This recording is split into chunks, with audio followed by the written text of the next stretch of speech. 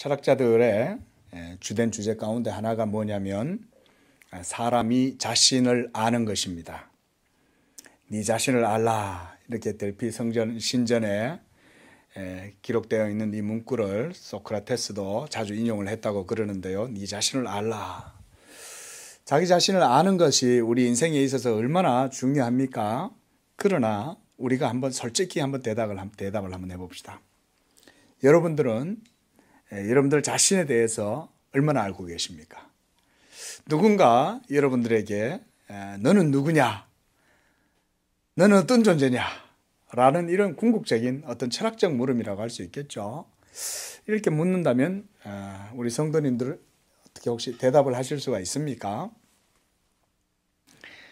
우리 자신이 누구냐에 대해서 얘기를 하려면 뭐부터 알아야 되냐면 내가 어디서 왔는가부터 알아야 되는 거예요. 그죠? 이게 논리적이죠. 내가 어디서부터 왔는지 모른다면 내가 누군가도 말하기가 어려워요. 그런데 우리는 또 내가 어디서 왔는가 알 수 있습니까? 내가 어디 가서 왔는지도 알 수 없는 거예요. 그래서 우리가 불교 같은 데 귀의를 하면 승려가 돼가지고 일평생토록 면벽을 하고 수도를 하고 고행을 하고 이러면서 자아를 찾아서 떠나는 길 이러면서 불교 요즘 템플 스테이 운동 이런 걸 하면서 하잖아요. 그러면 그 조용한 암자에서 계곡에 물 흐르는 소리, 산새 소리 들으면서 그 암자에 칩거하고 앉아 있는다고 자신을 알 수 있는 게 아니에요, 사실은. 일평생 도를 닦아도 자신은 누군지 모르는 게 정상이에요. 자신을 안다고 하면 단 하나의 조건밖에 없어요. 그건 뭐냐면 하나님을 알 때에야 비로소 자신을 알게 된다는 거예요. 이게 우리 존 칼빈의 기독교 강요에서 가장 첫 번째 주제입니다. 하나님을 아는 지식과 사람이 자신을 아는 지식은 밀접하게 연결이 되어 있어서 이 둘은 뗄래야 뗄 수가 없다. 칼빈은 그렇게 말하는 거예요. 맞죠? 여러분, 우린 피조물이잖아요. 우리는 없었던 때가 있었습니까? 그렇죠. 없었던 때가 있었죠. 그리고 인류는 없었던 때가 있었습니까? 있었죠. 그렇죠? 없었던 때가 있었잖아요. 피조되었으니까. 자, 없다가 생겨난 존재들이 자기 자신에 대해서 규정을 하고 나는 누구이다. 나는 나다. 라고 하는 이런 규정을 가지려면, 그런 답을 얻으려면 창조주 하나님을 알지 못하고서는 자신에 대해서도 알 수 없는 거예요. 그런데 어떤 사람이 만약 창조주 하나님을 모르면서 나는 나에 대해서 안다라고 말하는 사람은 사실은 논리적으로도 그 사람은 거짓말을 하고 있는 거예요. 그래서 철학자들이 사실은 인간에 대해서 아무리 말을 많이 하고 해도 인간에 대해서 답을 줄 수가 없어요. 오직 하나님을 알 때만이 사람은 피조물로서의 자신의 존재를 하나님 안에서 발견하고 깨닫는 거예요. 그러나 우리가 알다시피 이 많은 세상 사람들 중에 누구라도 한 사람 하나님을 스스로 찾아서 하나님께로 나아가고 그 하나님께 합당한 영광을 돌리는 사람을 찾아본다는 것은 거의 불가능에 가깝죠. 다만 우리가 오직 하나님께서 은혜로 여러분들의 인생에 찾아오시고 여러분들을 하나님의 진리의 길로 인도하실 때에만 우리가 하나님을 바르게 아는 그 길로 나아가게 되는 줄로 믿으시기 바랍니다. 하나님을 아는 것이 왜 중요하냐면요. 하나님을 알면 우리 사람의 영혼에 생명을 얻기 때문에 그래요. 하나님을 바르게 섬기고 하나님을 믿고 하나님의 말씀대로 살아가면 사람은 생명을 얻어요. 그러나 문제는 뭐냐면 우리 사람은 하나님을 스스로 찾아가지 않는다는 거예요.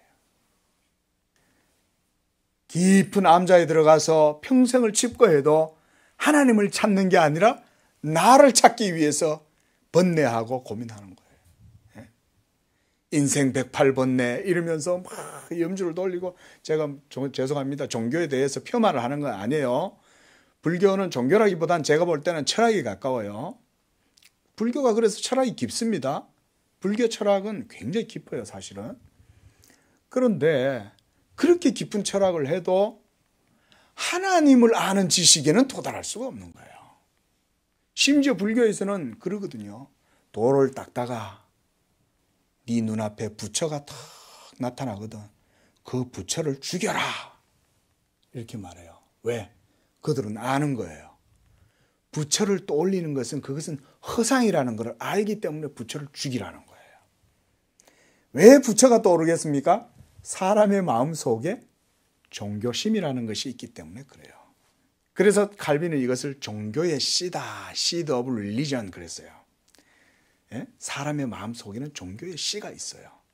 그래서 이것이 항상 우리 속에서 싹이 트고 자라서 언제나 우리 마음 속에 종교적 감정을 계속해서 자극하는 거예요. 그러니까 사람은 참되신 하나님에 대해서 모르고서도 자기 스스로 신을 만들어낼 수 있는 거예요.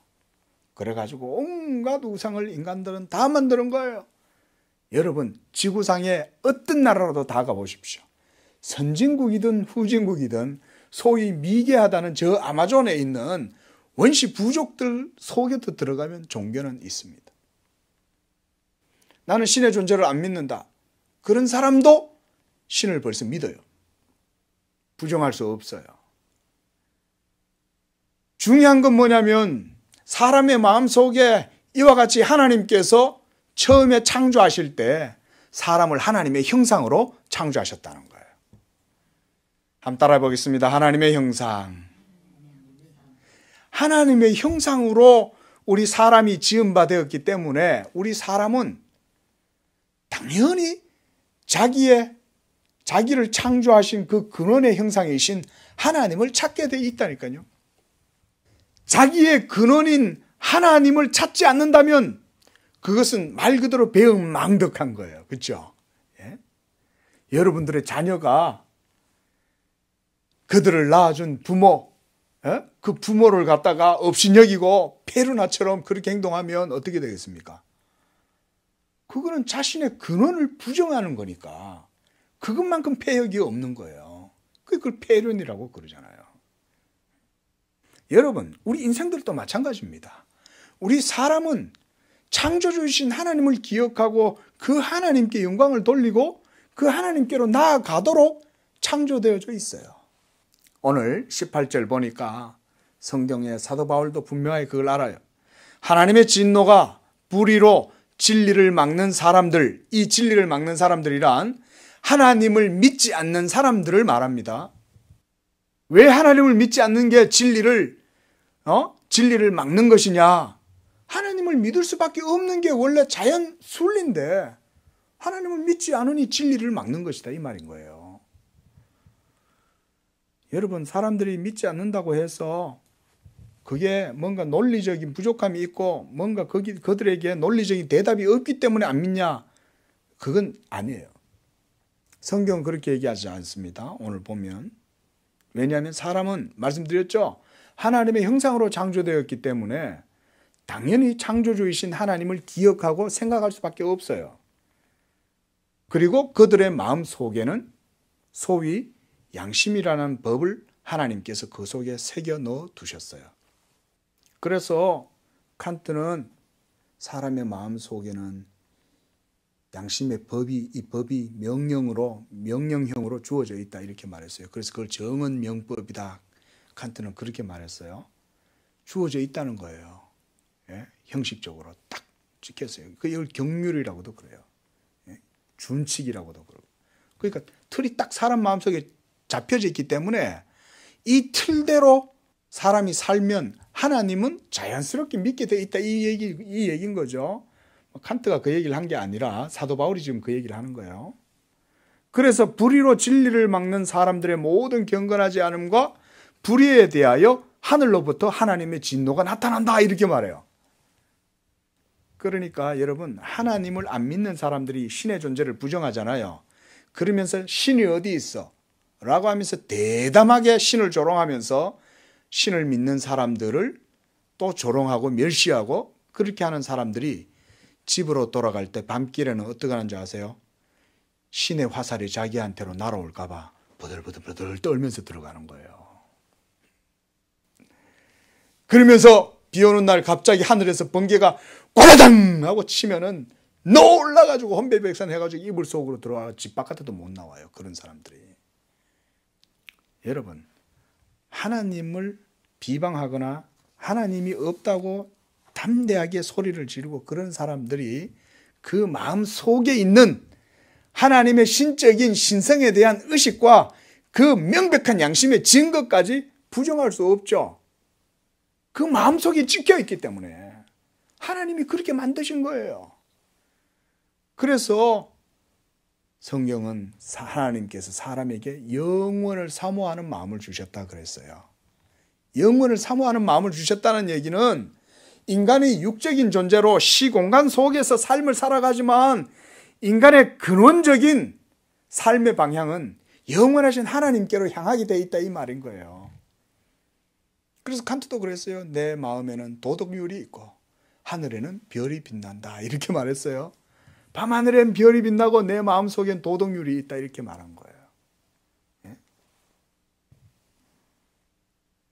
이런 걸 볼 때요. 철학자들조차도 이렇게 여러분 사람 마음속에 양심의 법이 심겨져 있다고 그러는 거예요.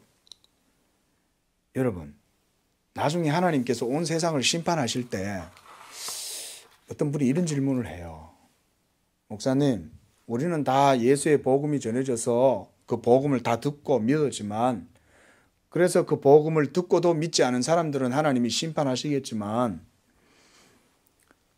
복음을 듣지 못한 저 고대의 옛날 사람들은 어떻게 하나님이 심판하십니까?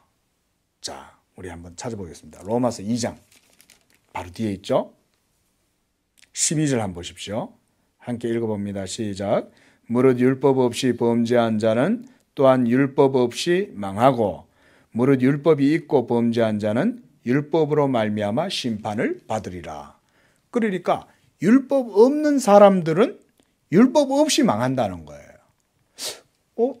율법이 있는 이스라엘 백성들은 율법을 범하고 불순종했기 때문에 그것 때문에 벌을 받는 거에 이해가 되지만 이방인들에게는 율법이 없었잖아.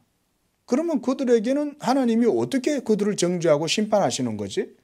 그들에게 율법을 안 주셨잖아. 그 해답이 14절에 있어요. 한번 보세요. 14절, 15절 시작. 율법 없는 이방인이 본성으로 율법의 일을 행할 때에는 이 사람은 율법이 없어도 자기가 자기에게 율법이 되나니 이런 이들은 그 양심이 증거가 되어 그 생각들이 서로 혹은 고발하며 혹은 변명하여 그 마음에 새겨져 있는 율법의 행위를 나타내느니라. 행위는 이론입니까? 실천입니까? 실천이죠. 그죠? 그러니까 칸트가 철학 작업을 꽤 깊이 있고 사력 있게 했다는 것을 알 수가 있는 거예요. 칸트는 뭐라고 했습니까? 마음에 법칙이 새겨져 있다고 말한 거예요. 실제로 기계적으로 새겨져 있다고까지 생각했어요. 여러분, 기계가 물레방아가 거꾸로 돌아갈 수 있습니까? 물이 이렇게 흐르면 물이 흐르는 방향을 따라서 힘을 받아서 물레방아는 그렇게 돌아갈 수밖에 없죠. 그러니까 거꾸로 돌아갈 수 없는 거예요. 물레방아는. 중력의 법칙을 거스릴 수 없잖아요. 그것과 똑같다는 거예요. 사람의 마음속에도 그런 법칙이 새겨져 있다고 칸트는 말했습니다. 그런데 벌써 훨씬 1500년이나 더 전에 사도 바울은 벌써 이렇게 말한 거예요. 사람의 마음에는 율법의 행위가 새겨져 있다 이렇게 말한 거예요. 그래서 사실은요, 실천 이성 비판의 원조는 사도 바울이에요. 벌써 그렇게 얘기하잖아요. 그 마음에 새겨져 있는 율법의 행위를 드러낸다는 거예요.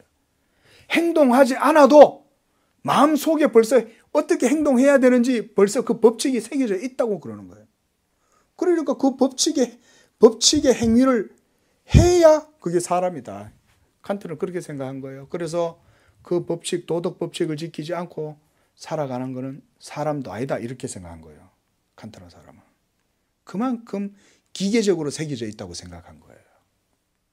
그 물레방아하고 거꾸로 돌아가면 그게 물레방아겠어요? 아니죠.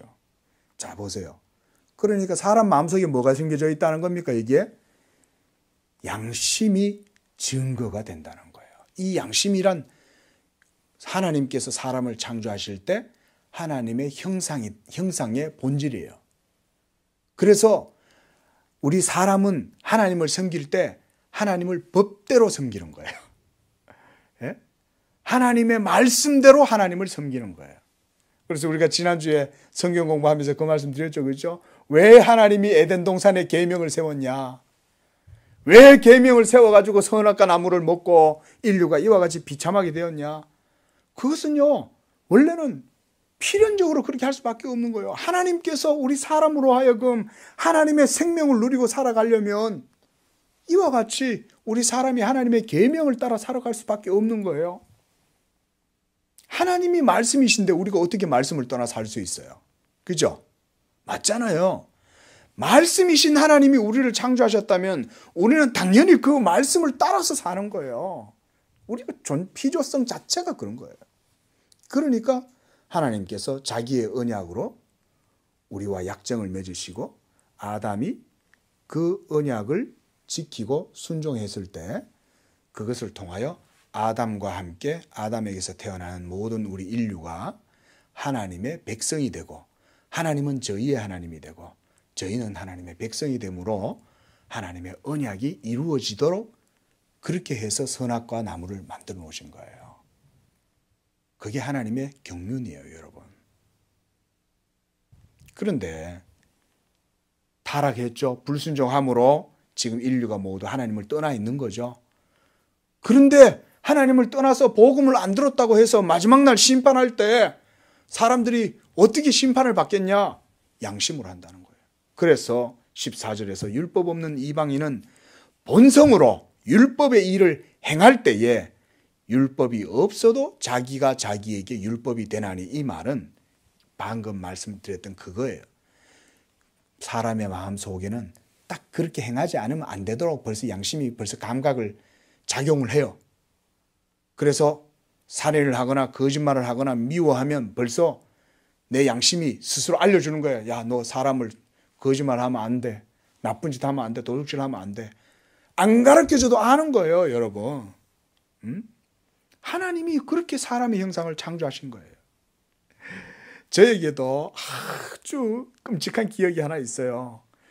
초등학교 3학년 때인가 4학년 때인가 동네 강에 이제 강가에 이제 놀러를 갔는데 거기서 동네 형을 만난 거예요. 근데 이 동네 형이 갑자기 나를 딱 부르더니 야, 너 따라와. 그러더니 이 형이 그 동네 그 강변에 있는 사과 밭을 싹 들어가는 거예요. 그러면서 저보고 그런 거예요. 야, 너 내가 사과 따올 테니까 너 여기서 망 보고 있어. 여러분, 그때 그 공포와 두려움 있죠. 그 죄의식에 대한 두려움이 전 지금도 선명하게 기억이 나요. 얼마나 떨었는지. 그 밖에서 보초를 서고 있잖아요. 주인 안 오나 망을 보고 있는 거죠. 썰이를 하는데, 썰이꾼이. 내가 훔치는 것도 아닌데 밖에서 망을 보고 있는데요. 온 천하 만물 가운데에서 나를 향해서 정죄의 소리가 들리는 것 같은 거예요. 부들부들 떠는데 그 어린아이가 그걸 어떻게 알겠어요? 그 마음 속에 있는 양심이 알게 하는 거예요. 그거 하면 안 나쁜 거라는 거를. 그런데도 소도 자기 구유를 알고 소도 자기의 주인을 알아보지만은 양은 자기 주인의 음성을 알지만 우리 인생들은 하나님을 찾지 않더라는 거예요. 여러분, 마지막 날 심판할 때 하나님은 다 심판하실 수 있습니다. 그래서 사람은요, 변명할 수 없습니다, 여러분. 자, 여러분, 이렇게 하나님을 아는 것은 인간 존재의 구조 자체가 이렇게 신적인 지식을 이해할 수 있도록 하나님께서 만들어 주셨기 때문에 그래요. 하나님께서 왜 우리를 창조하셨을까요? 인간을 하나님께서 창조하신 그 목적, 그래서 인간 존재의 가장 복된 일은 뭐냐? 하나님을 알고 사랑하는 것에 있습니다. 믿으시기 바랍니다. 하나님을 알고자 힘쓰시기 바랍니다. 여호와 알기를 힘쓰는 자가 복된 자예요. 하나님, 제 영혼이 너무나 어둡고 제 영혼이 너무나 부패하고 제 영혼에 너무나 기름이 꽉 껴 있어서 하나님을 아는데 너무나 비둔하고 어리석습니다. 주여, 이 죄인을 불쌍히 여겨주시고 내 눈을 열어 주의 기이한 법을 보게 해주옵소서. 여호와의 친밀하심이 그를 경외하는 자들에게 있으며 여호와를 아는 지식을 하나님께서 언약을 그들에게 보이시리로다. 이런 말씀 붙들고 여러분 기도하세요. 하나님을 알게 해주옵소서. 그런데 그럼 우리가 하나님을 안다면 어떻게 되겠습니까? 나를 알게 되는 거예요. 하나님 앞에서 내가 나를 진정으로 알게 되는 거예요, 여러분. 하나님을 모르고 자기를 안다는 건 절대 있을 수 없어요. 나를 찾아 떠나는 길, 멋있게 문학적인 수필 제목처럼 그렇게 글을 써도요, 절대 못 찾아요. 죄송하지만 하나님을 찾고 하나님을 알 때야 비로소 인생은 자기를 알아요. 그래서 하나님의 말씀이 우리 사람의 영혼의 거울. 한번 따라해 보겠습니다. 영혼의 거울. 이 신학 용어예요. 그래 따지면 표현이에요. 하나님의 율법의 계명이 우리로 하여금 하나님을 알게 하고 하나님을 알 때 우리 영혼의 상태가 그 거울에서 비추는 거예요. 그래서 나를 보게 되는 거예요. 나를 보면 나를 알잖아요. 그런데 웬일이니 쳐다보니 거울을 쳐다봤는데 거울아 거울아 이 세상에서 누가 가장 예쁘고 멋있냐 라고 물었더니 너는 아니다 그러는 거예요. 거울이. 그렇죠? 여러분 거울을 보면 자기 양심이 그걸 깨닫는 거잖아요. 양심의 거울에만 물어봐도 그걸 알지만 하나님의 판명한 하나님의 율법, 얼마나 하나님의 율법이 클리어합니까? 그죠? 이 판명한 율법의 말씀 앞에 내 자신을 비추어 보면 나는 좀 못난 사람이 아니라 사망 가운데 있다는 것을 발견하게 되는 거예요. 좀 고쳤으면 되겠지. 좀 약간만 좀 뜯어서 개선시키면 뭐 이 정도면 좀 괜찮은 인격과 품위를 가진 거 아니겠어? 라고 생각하면 그거는 자기 양심이 자기를 속이는 거예요. 그러나 율법의 거울 앞에 서면 우리 모든 인생들은 다 사망의 상태에 있는 거예요. 우리가 가끔 가다가 계기 영화 같은 데 보면 이 스켈레톤들, 그죠? 해골들이 살점 막 다 썩은 살점들이 막 이가 막 드러난 상태로 이렇게 막 그 보이잖아요. 예? 그리고 죽은 망자들이 막 그 배 위에 있고 막 이러잖아요.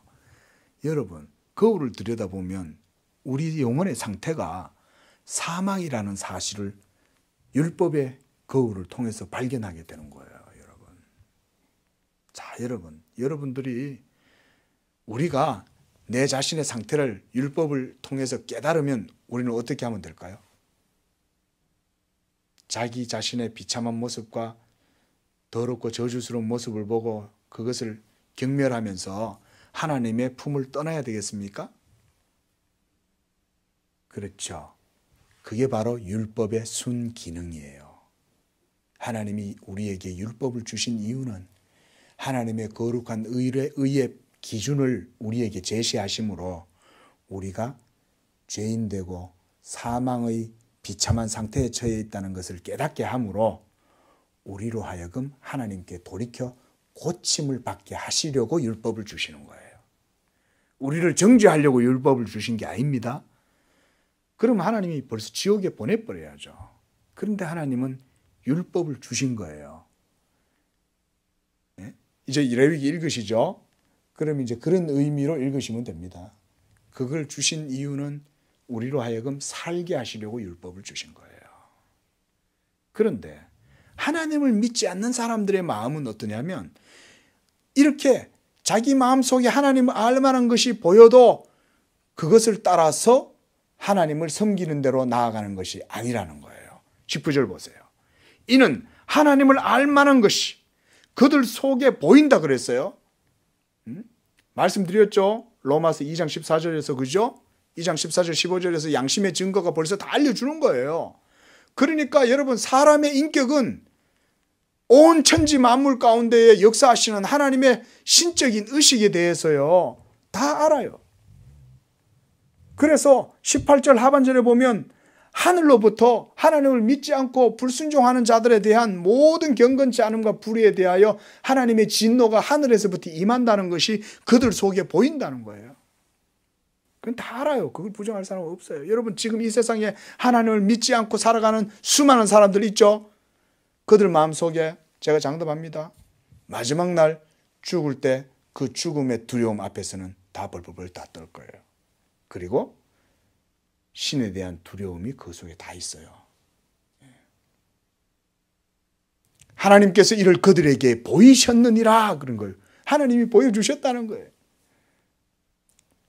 자, 20절 보세요. 창세로부터 그의 보이지 아니하는 것들 함께 읽어봅니다. 시작. 그의 영원하신 능력과 신성이 그가 만드신 만물에 분명히 보여 알려졌나니 그러므로 그들이 핑계하지 못할지라 그렇게 말하는 거예요.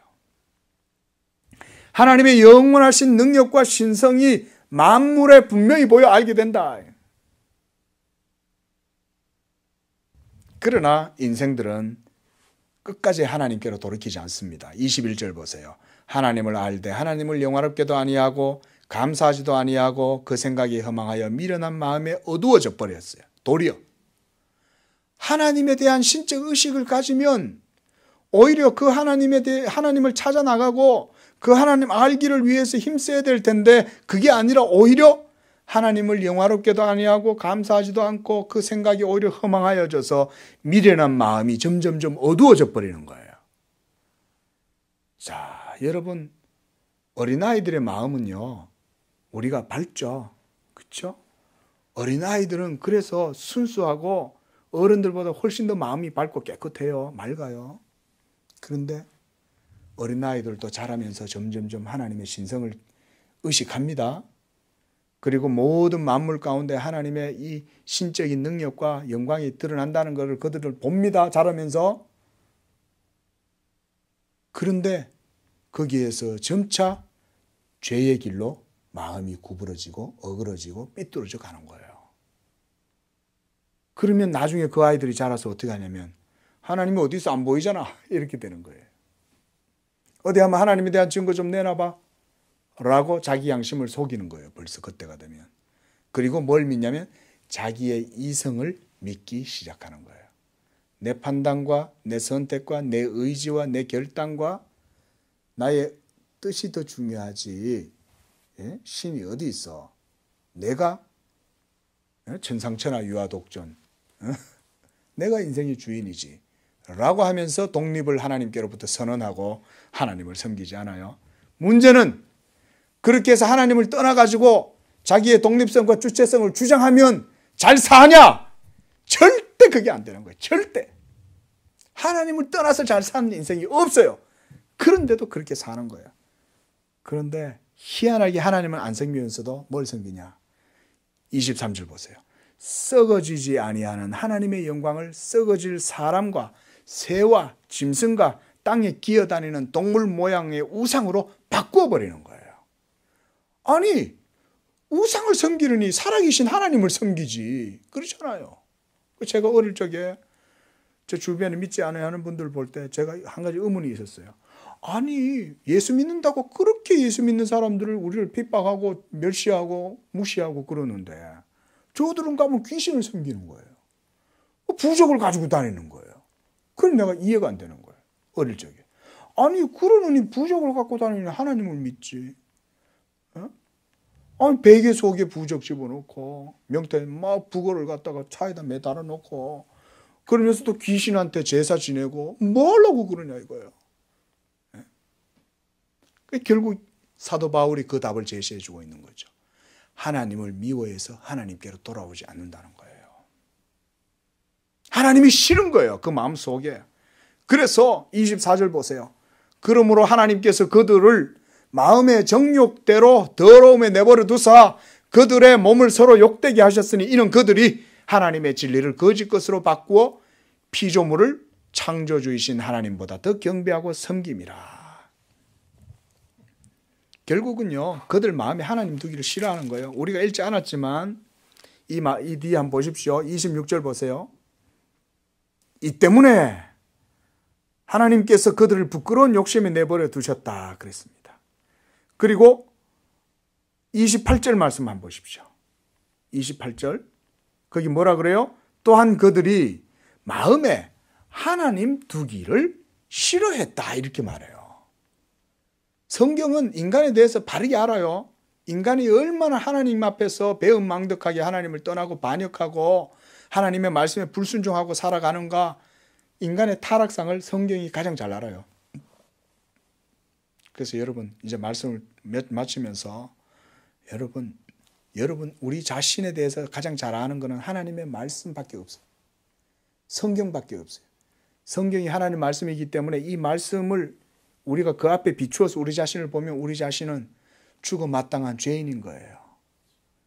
그러나 그 율법의 판단 앞에서 모두 정죄받아서 사형을 언도받은 우리들, 이미 죽었죠. 우리는 죽었었죠. 예수 믿기 전에. 그런 죽었던 우리를 예수 그리스도의 십자가의 은혜로 구속해 주신 줄로 믿습니다. 그래서 예수님을 믿고 성령으로 새 생명의 은혜를 누리고 거듭나니까 그때서야 나를 깨닫게 되는 거예요. 하나님의 은혜가 너무나 감사한 거예요. 지옥에 가도 몇 번 지옥에 가야 할 이 죄인인데 하나님께서 영원한 사망과 멸망 가운데에서 그리스도의 구속의 은혜로 나를 구원해 주셨구나. 그러니까 그때부터 나를 알게 되는 거예요. 죽어 마땅한 이 죄인, 지옥 가도 마땅한 이 죄인, 그러나 그리스도 예수로 하나님께서 십자가에서 나를 향한 율법의 모든 정죄를, 율법에 쏘는 모든 것이 이제는 십자가로 다 해소되고 예수를 믿는 내가 그리스도 안에서 새 생명 존재, 새로운 피조물이 되었구나. 그 사람이 진짜 자신을 아는 사람인 거예요. 도 닦는다고 자기를 모릅니다. 예수 믿고 성령으로 거듭나야 자기를 알아요. 그 사람이 진짜 세상 사람들이 그토록 찾고 구하는 도인이 그런 사람이에요.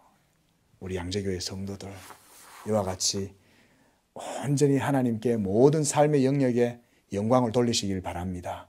자연 모든 천지 만물에서 비춰오는 하나님의 지혜와 하나님의 영광과 능력이 다 보여요. 그러나 그거보다 더 큰 하나님의 지혜와 능력과 영광이 여러분들 속에서 성령으로 말미암아 밝히 빛나는 줄로 믿으시기 바랍니다. 이제 예수 믿음으로 하나님을 섬기면 우리가 바로 하나님을 기쁘시게 하는 자가 되는 것입니다. 여러분들을 통해서 또 믿지 않는 자들을 여러분들이 주님께로 빛으로 인도할 수 있는 그런 존재가 된 줄로 믿습니다. 기도하겠습니다.